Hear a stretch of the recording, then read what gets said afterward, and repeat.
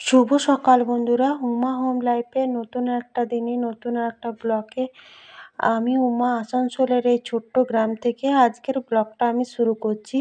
যারা আমার থেকে বয়সে বড় তাদেরকে আমার প্রণাম, যারা আমার থেকে বয়সে ছোট তাদেরকে আমার অনেক ভালোবাসা দিয়ে আজকের ব্লগটা আমি শুরু করছি।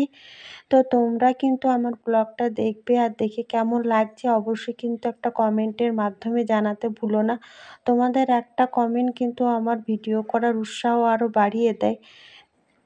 আর যদি আমার চ্যানেলটা ভালো লাগে আর কি, তাহলে তোমরা কিন্তু অবশ্যই সাবস্ক্রাইবও করে দিও।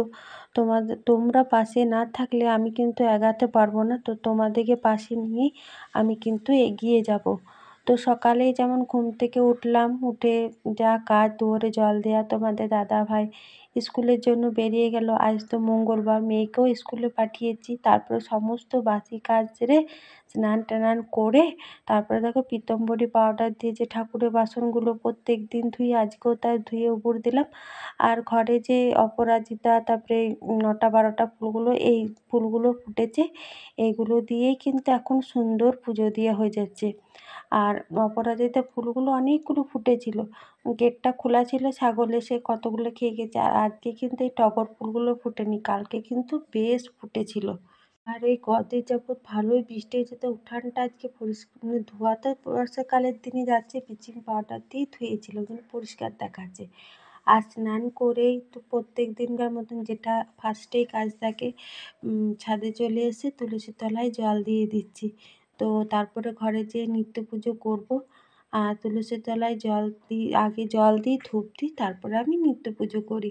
তোমরাও কি এরকম কেউ করো? তো অবশ্যই কিন্তু কমেন্টে জানিও। তোমরা কি আগে নিত্য পুজো করো না তুলসী তলায় জল দাও? আমি কিন্তু তুলসী তলায় জল দিই, তারপরে নিত্য পুজো করতে যাই। আর এখানে জোড় গাছেও জল দিয়ে দিচ্ছি, বৃষ্টির জল পেয়ে তো গাছগুলো এখন ভালোই সবুজময় দেখাচ্ছে। তাও আমি স্নান টান করে, আজকে তো মঙ্গলবার, তাও একটু জোড় গাছে জল দিয়ে দিলাম। তোমরা কি এরকম শনিবারে মঙ্গলবারে জোড় গাছে জল দাও? আর আজকেও কিন্তু আকাশটা বেশ সুন্দর পরিষ্কার, ঝাঁ চকচকে রোদ দিয়েছে। আর স্নান করে বাসি কুচি সমস্ত কিছু মেলে দিয়েছি। আর আজকে কিন্তু ছাদটা একটু পরিষ্কার করে ঝাড় দিয়ে দিয়েছি, দেখো ছাদটাও বেশ পরিষ্কার দেখাচ্ছে। আর প্রত্যেক দিন বৃষ্টির জলে ধোয়া যাচ্ছে, ছাদটাও বেশ পরিষ্কার লাগছে। তো চলো এবারে নিত্য পুজোটা করে নিই। তো এই তুলসী পাতাও তুলে নিয়ে এলাম, আর এখন চন্দনটা একটু ঘষে নেবো।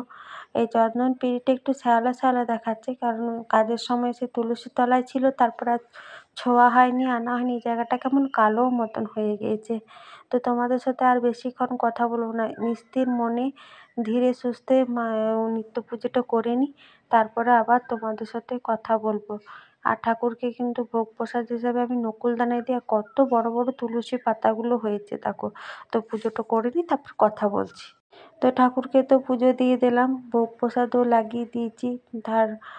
নিত্য পুজো করা হলে এই জায়গাটাও মুছে দিই। তো হয়ে গেল আমার নিত্য পুজো করা। এবারে ভাত বসাই, তারপরে দেখি কি সবজি আছে কি নেই।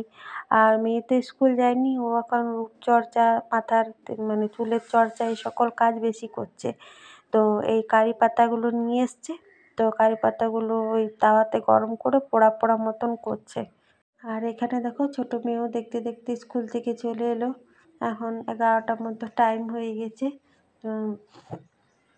আমার গাড়িতে বন্ধু বান্ধব টাটা করছে, তোমাদের দাদা ভাই ডাল আর একটু পোস্ত আনতে বলেছিলাম, সেটাই স্কুল পথে আবার দিল, ওই জন্য নিচে এলাম।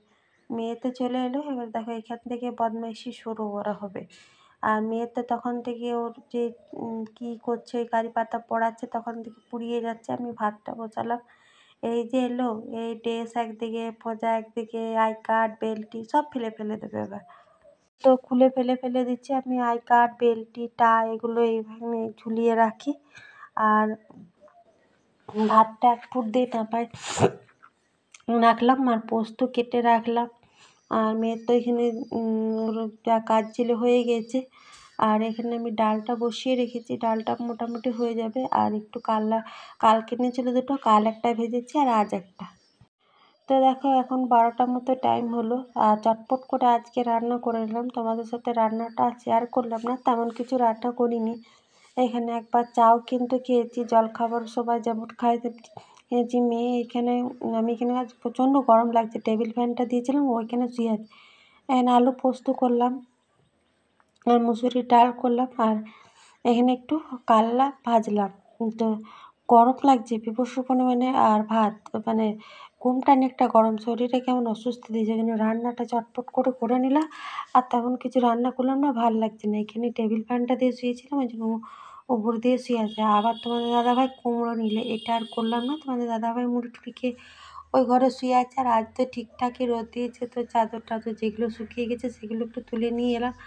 আর মেয়ে যে এখানে এতটা সরষের তেল দিয়েছে, এখানে কালো জিরাটা দিয়েছে, আর একটা পোড়া পোড়া মেথি এই কারি পাতাটা করলো, ওটা একটা কানির ভিতরে গুঁজে দিয়ে কী জানি কোথায় দেখেছে জানি না। তো এক পশলা কিন্তু বৃষ্টিও হয়ে গেল। তারপরে আমি অনেকক্ষণ খেলাম, বাসন টাসন সমস্ত কিছু ধুলাম, সবারই তোমাদের সাথে আর শেয়ারও করিনি। হ্যাঁ, তখন জামা কাপড় তুলে নিয়ে এসেছিলাম, তারপরে ভাগ্যিস জামা কাপড়গুলো তুলে নিয়েছিলাম। শুয়েছিলাম, বললাম তো বীভৎস পরিমাণে গরম লাগছে, শুয়েছিলাম। তারপর দেখি এক পশলা বৃষ্টিও হয়ে গেছে।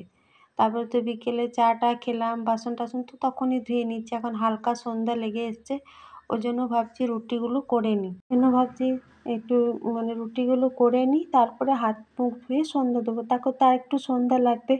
আর বিকেলের যে কাজ সেগুলো তো করেই রেখেছি। তো এখানে রুটিগুলো করে নিচ্ছি, তারপরে আবার সন্ধ্যাবেলায় মেয়েরা একটু মানে রুটিগুলো করে রাখলে কী হবে, যদি মনে করো সস দিয়ে হোক কিছু একটা সবজি করলাম, বা এরকম চেনাচুর টেনাচুর দিয়ে দুটো রুটি ঘি দিয়ে দিলে দুটো মেয়ে খেয়ে নিয়ে সন্ধ্যাবেলায় জলখাবার দিয়ে পড়তে বসে। আর কেন সেই দুপুরে খাই, বিকেলে আমরা তো চা খাই, ওরা কিন্তু কিছু খায় না। ওই জন্য আমি রুটিটা আগে করে নিচ্ছি। তো রুটিটা হয়ে যাবে, তারপরে আবার একটু পরে এখন সন্ধ্যা লাগবে, তারপর আবার সন্ধ্যা দেবো, মেয়েদিকে পড়ানো আছে, সন্ধ্যাবেলা এই কাজগুলো আছে। আর সবজিটা একটু পরে করব, ওই জন্য রুটিগুলো দেখো করেই নিচ্ছি। আর তোমাদের দাদাভাই স্কুল থেকে চলে এসছে, অনেকক্ষণ ও নিচে ওর মতো কাজ করছে। এখন এই টাইমটাতে আমার আর কোনো কাজ থাকে না, ওই জন্য ভাবলাম রুটিগুলো করে নিই। আর বলছি তো আজকে সকাল থেকে শরীরটাও কেমন ভালো লাগছে না, মনটাও কেমন ভালো লাগছে না, আর একটা বীভৎস পরিমাণে গরম লাগছে, ওই জন্য অস্বস্তি লাগছে। তো ভাবলাম রুটিগুলো তাড়াতাড়ি করে নিই, তাহলে সন্ধ্যের দিকে একটু ছাদেও বসতে পারবো, আবার নিজস্ব অনেক কাজও থাকে টুকটাক। দেখো হাত মুখ ধুলাম, রুটিগুলো হয়ে গেল, হাত মুখ ধুয়ে কিন্তু সন্ধ্যা প্রদীপটা জ্বেলে দিলাম এখানে। এখন শাকটা আমি বাজিয়ে নিচ্ছি।